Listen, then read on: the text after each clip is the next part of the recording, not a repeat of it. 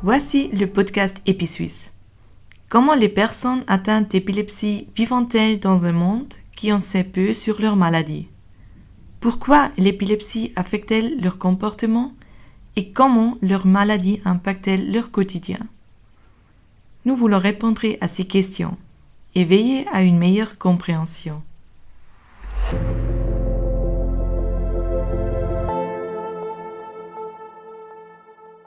Bonjour, je m'appelle Julie, je suis une artiste canadienne qui vit à Fribourg. J'ai 36 ans et je fais de l'épilepsie. Madame, merci beaucoup de nous avoir permis d'enregistrer ce podcast avec vous aujourd'hui. Je vais commencer par une question qui m'intéresse personnellement.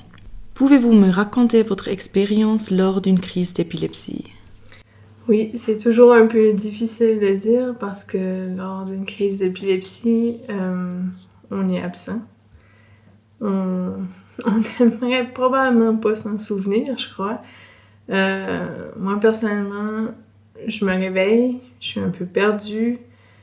Souvent, je me suis blessée en tombant, même si j'étais assis avant. Je vais tomber par terre ou quelque chose. Souvent, on se cogne la tête sur le coin d'une table, par exemple.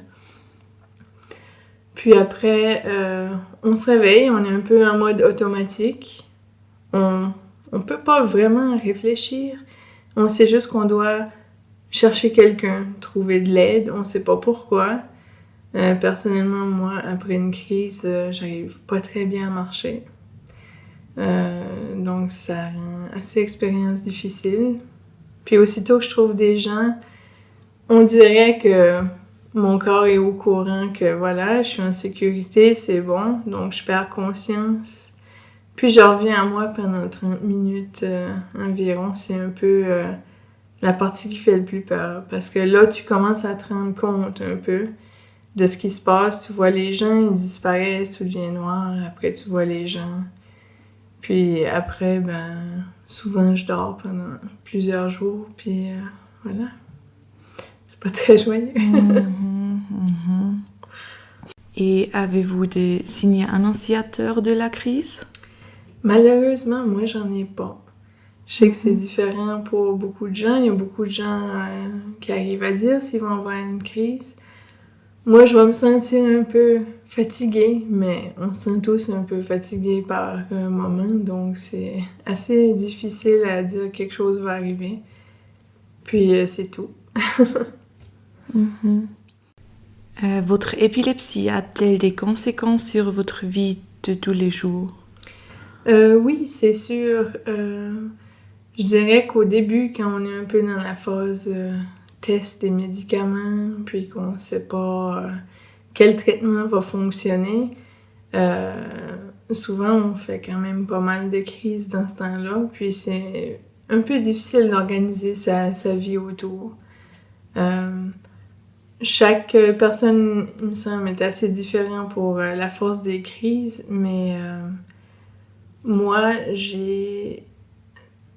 si je fais une crise pendant une semaine, j'arrive plus à fonctionner. Après, j'arrive difficilement à marcher, à faire les tâches de tous les jours toute seule. Heureusement, ça fait longtemps que j'en ai pas eu, mais au début, c'est assez troublant. Puis surtout, il faut que les gens autour de toi aussi s'habituent, qu'ils savent quoi faire, tu vois que ça leur fait peur, que ça les stresse. C'est un peu un environnement assez difficile comme ça, ouais. Prenez-vous des médicaments ou suivez-vous une thérapie? Oui, c'est des médicaments. J'ai pendant 2 ans essayé de trouver un traitement. Ça, je crois que les gens se rendent pas compte, en fait, à quel point c'est difficile pour la personne. Parce que c'est des médicaments qui touchent le cerveau. C'est pas anodin, c'est pas un petit médicament, c'est pas un dafalgan qu'on prend. Il y a des effets secondaires, des vrais effets secondaires qui sont souvent très pénibles et très sévères. Moi, je sais que ça me touchait particulièrement au niveau des humeurs et de la personnalité. C'est justement le problème qui est troublant parce que si t'es entouré de gens, par exemple, qui sont pas très compréhensifs, c'est fort possible qu'ils se demandent qu'est-ce qui se passe avec toi, qu'ils comprennent pas, qui te mettent un peu la pression, qui se fâchent contre toi aussi.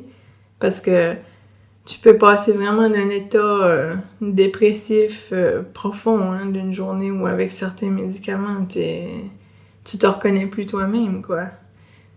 Moi, je trouve que dans mon expérience d'épilepsie, c'est la partie qui a été la plus difficile. Le moment où tu cherches le médicament ou les effets secondaires, les gens ne te croient pas vraiment, tes médecins, ça dépend. Tu te sens assez seul puis incompris, puis tu doutes beaucoup de toi-même aussi. Tu te dis, hey, mais est-ce que je suis en train de devenir fou? Est-ce qu'il y a quelque chose que je fais qui est pas juste? Mais c'est juste vraiment long, difficile. Il faut vraiment que les gens autour soient compréhensifs, puis qu'ils supportent bien. Mm-hmm. Ouais. Vous sentez-vous libre de parler de votre épilepsie? Oui, j'ai pas... La plupart des gens qui me connaissent le savent. C'est pas la chose que j'ai envie de parler de toute la journée avec les gens, mais c'est clair que tu veux que les gens autour de toi soient au courant quand même de qu'est-ce qu'il faut faire si jamais ça arrive. Parce que là-dessus... dans les films ou les vidéos, on voit toujours plein de choses différentes, puis il y a quand même des actions assez précises à faire pour justement aider la personne à qui ça arrive, quoi. Madame, c'était très intéressant de vous parler. Merci d'avoir pris du temps pour nous.